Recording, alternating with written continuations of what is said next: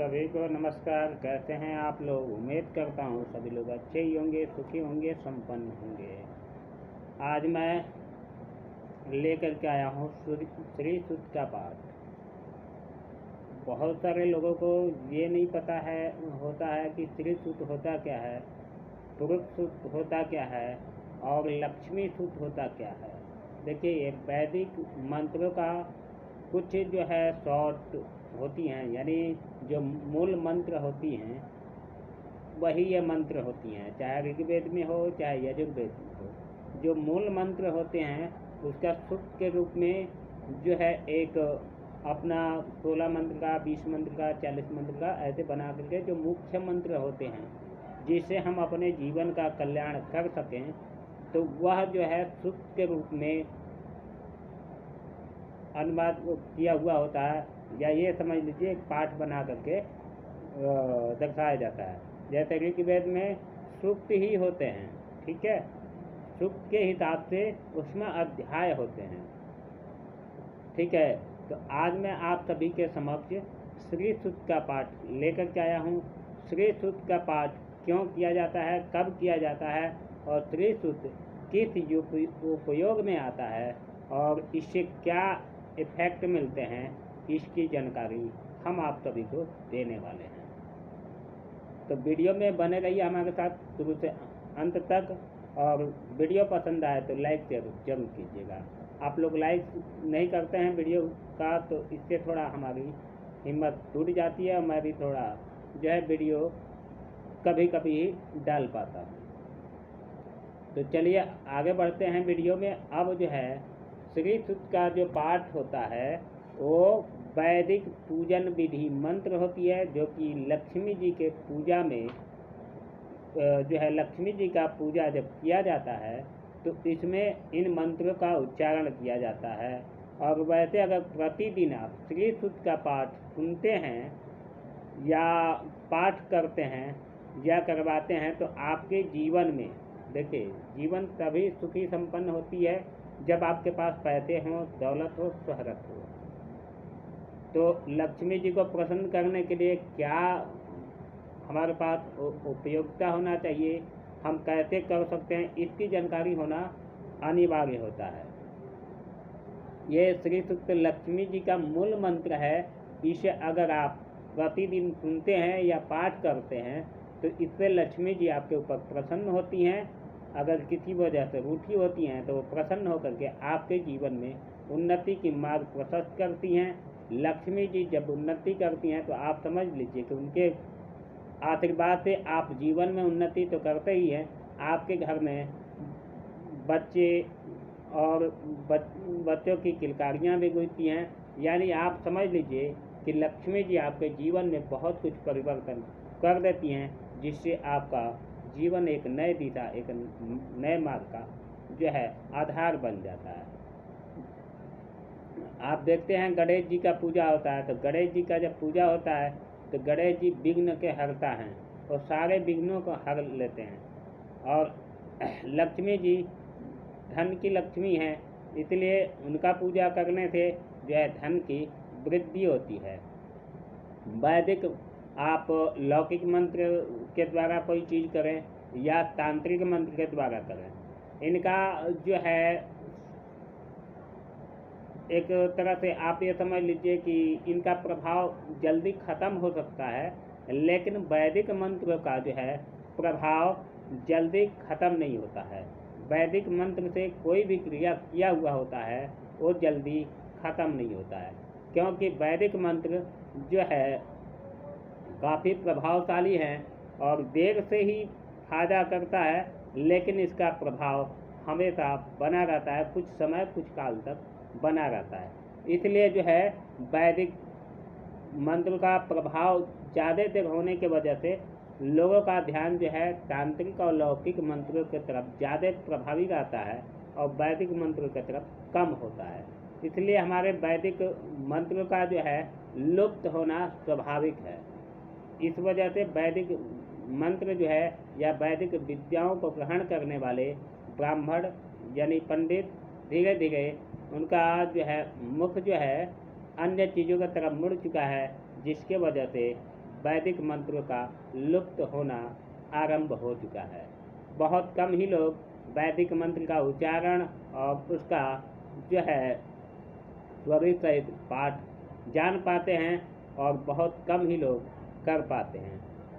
तो इसलिए आज हम इसी का पाठ लेकर के आए हैं। तो चलिए पाठ को आरंभ करते हैं। सबसे पहले हम लक्ष्मी जी का ध्यान करेंगे। श्री गुरुभ्यो नमः। हरि ओम। अरुणकमलसन्तां तत्रजां पुञ्जवर्णां करकमलधृतिष्ठां भीतियुग्माम्बुजा च मणिमुकुटविचित्रालङ्कृताः कल्पजालैः सकलभुवनमाता सन्ततं श्रीस्त्रियै नमः। श्रीगुरुभ्यो नमः। हरिः ओम्। हिरण्यवर्णां हरणिं सुवर्णरजतस्रजां चन्द्रां हिरण्मयीं लक्ष्मीं जातवेदोम् आवह।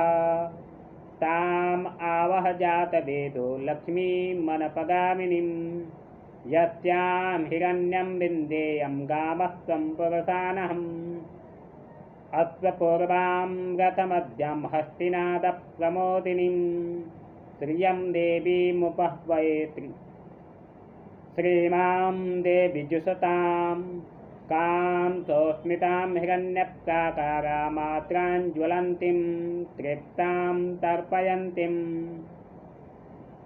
पद्मे स्थितां पद्मवर्णां तामिहोपह्वये त्र्यं चन्द्रां प्रभातां यततां ज्वलन्तीं श्रियं लोके देवजिष्टमुदारां तां पद्मिनीं निमतरणमहं प्रपद्ये अलक्ष्मीर्मे नत्यतां त्वां गृणे।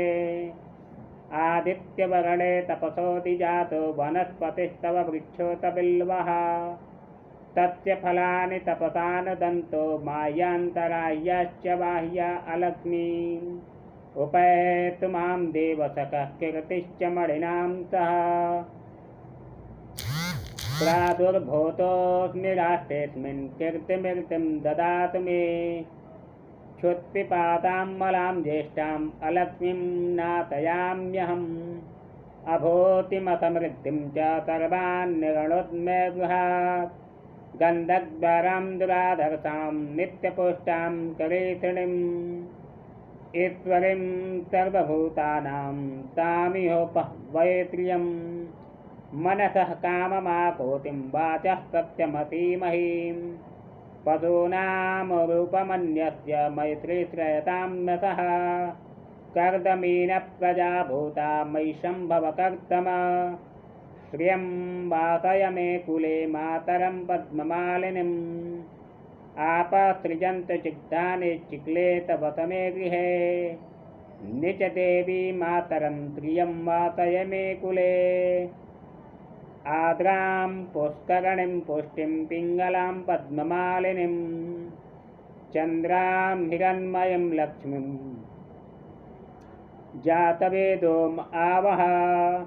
आद्रां यः करणीं यष्टिं सुवर्णां हेममालिनीं सूर्यां हिरण्मयीं लक्ष्मीं जातवेदोम् आवह।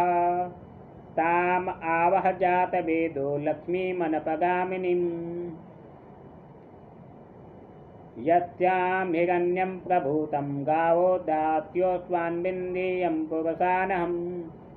यः शुचिप्रयतो भूत्वा जुहुयादाज्वमन्वहम् सप्तं पंचदशरसं च श्रीकामः सततं जपेत्। ये था श्री सूक्त मंत्र का पाठ। 16 मंत्र हैं इसमें। उसके बाद से आ जाता है लक्ष्मी सूक्त का पाठ। इसमें 2 हैं, लेकिन जो है इसका पाठ पूरा किया जाता है श्री सूक्त और लक्ष्मी सूक्त का। जो हम 16 मंत्र अभी पाठ किए, ये ज़्यादातर लक्ष्मी जी के पूजा में ज़्यादा उपयोग किया जाता है। लेकिन लक्ष्मी जी का और जो है श्री सूक्त का और लक्ष्मी सूक्त का साथ में पाठ करने से अनेक समस्याओं का निवारण होता है। अब चलिए जो है हम लक्ष्मी सूक्त का पाठ आरंभ करते हैं। पद्मानने पद्मविपद्मपत्रे पद्मप्रिये पद्मदलायताक्षी विश्वप्रिये विष्णुमनोनुकूले त्वत्पात्रं पद्मं मयि सन्निधत्वा पद्मानने पद्मऊरो पद्माक्षी पद्मसंभवे तन्मे भजति पद्माक्षी येन सौख्यं लभाम्यहम् अश्वदायी गोदायी धनदायी महाधनयी धनं मे जुषतां देवी सर्वकामश्च देहि मे पुत्रपौत्रधनं धान्यं हत्यत्वा स्वशरीरथं प्रजाननां भवती माता आयुष्मन्तं करोतु मे धनमग्निर्धनं वायुर्धनं सूर्यो धनं वसुः धनमिन्द्रो बृहस्पतिर्वरुणो धनमश्विनाः वैनतेय सोमं पिबतु सोमिनाः वैनतेय सोमं पिबतु वित्रः सोमं धनस्य सोमिनो मह्यं ददातु सोमिनाः न क्रोधो न च मात्सर्यं न लोभो न शुभां मतिं भवन्ते कृतपुण्यानां भक्त्यां त्रिसुप्तजापिनाम् सरसिजनिलये सरोजहस्ते धवलतरङ्गसुखगन्धमाल्यशोभे भगवति हरिवल्लभे मनोगे त्रिभुवन प्रसीद मह्यं विष्णुपत्नीं क्षमां देवीं माधवप्रियं लक्ष्मीं प्रियसखी भूमिं नमाम्यच्युत वल्लभां महालक्ष्म्यै च विद्महे विष्णुपत्न्यै च धीमहि तन्नो लक्ष्मीः प्रचोदयात् आनन्दकर्दमचिक्लेत इति विस्तृताः ऋतयः त्रियपुत्रश्च त्रिदेवीर्देवतामता ऋणरोगादिदारिद्र्य पापाक्षुपमृत्यवः भयशोकमनस्तापनत्यन्तो मम सर्वदा श्रीवर्जस्वमायुष्यमारोग्यमाविदाक्षो भवानं महीयते धनं धान्यं वसुं बहुपुत्रलाभं संवत्सरं दीर्घमायुः श्रीगुरुभ्यो नमः हरि ओं ऋग्वेदस्य श्रीसूक्तपाठ संपूर्ण। इसके बाद से ध्यान किया जाता है लास्ट में शक्त में बचित पुनः पुनन्तो यत्र धीरा मनसा वाचमक्कता अत्रा सखाय सख्यानि जानते भद्रैषां लक्ष्म्यग्नेताधिवाची शक्ति में वचित पुनः पुनन्तो यत्र धीरा मनसा वाचमक्कदा अत्रा सखाय सख्यानि जानते भद्रैषां लक्ष्म्यग्नेताधिवाची। श्री गुरुभ्यो नमः हरि ओम। ये था श्री सूक्त का पाठ और इसको करने से आपके जीवन में चाहे जितनी भी दरिद्रता आई हो और चाहे जितनी भी परेशानियां आई हो, अगर आप तन मन से अगर लक्ष्मी जी का पाठ रात्रि सोते वक्त करते हैं और सुबह जागते वक्त, तो इसका रिजल्ट आपको काफ़ी बेस्ट मिलेगा, काफ़ी अच्छा मिलेगा। बशर्ते इस बात को ध्यान रखिएगा कि हमेशा जो है वैदिक मंत्रों का प्रभाव थोड़ा लेट पड़ता है, लेकिन जब इसका प्रभाव पड़ता है तो आपके जीवन की सारी कष्ट दूर होने लगते हैं, या जो भी समस्याएं होती हैं उसका निवारण होने लगता है। बहुत से ऐसे लोग हैं कि जो है जानकारी नहीं हो पाता है तो उसका उपयोग नहीं कर पाते हैं। एक बात को विशेष ध्यान रखिएगा कि अच्छे चीज़ों की सफलता मिलने में थोड़ा देर जरूर हो सकती है, लेकिन उसमें सफलता मिलती ही मिलती है। आप चाहे जितने रास्ता शॉर्टकट मारने के लिए सोचो और सोचो कि हम जल्दी अगर आगे बढ़ जाएं तो उसमें जल्दी, जितना जल्दी स्पीड भागने की जल्दी होती है उतनी ही स्पीड लगती है नीचे गिरने में।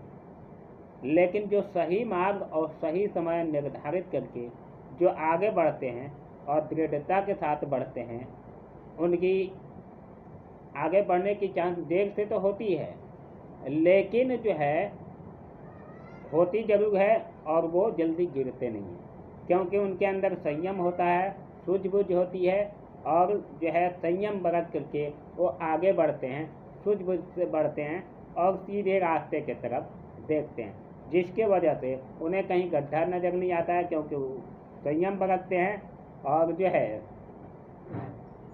अपने जीवन का लक्ष्य पाने के लिए संयम के साथ साथ वो सीधा और जो है कठिन रास्ता अपनाते हैं, और जो है इसलिए उनका संघर्ष कठिन परिस्थिति में थोड़ा लेट रंग लाती है, लेकिन लाती जरूर है, और उससे वो गिरते नहीं हैं। सूझबूझ और समझदारी से कोई भी काम किया जाता है तो उसमें लाभ जरूर होता है, और जो है अगर आप शॉर्टकट में बढ़ने के लिए सोचते हैं तो लाभ तो होता है, लेकिन जब आप गिरते हैं तो ऐसे खाई में गिरते हैं जिससे निकलना संभव नहीं हो पाता है। इसलिए सही रास्ते, सही मार्ग ही हमेशा अपनाना चाहिए। जीवन में ईश्वर की प्रति आस्था और श्रद्धा रखना चाहिए, जिससे कि आपके ऊपर ईश्वर की कृपा बना रहे और देवी देवताओं का कृपा बना रहे। उम्मीद करेंगे यह वीडियो सभी को पसंद आएगी और आप अपने जीवन में इसका लाभ उठा करके माता लक्ष्मी को प्रसन्न करके अपने जीवन में एक नए मार्ग और एक नई उन्नति की तरफ अग्रसर रहेंगे। वीडियो पसंद आए तो लाइक जरूर कीजिएगा। इस वीडियो में बस इतना ही, फिर हम मिलेंगे नए वीडियो नए जानकारी के साथ। तब तक हमें दीजिए इजाज़त। नमस्कार।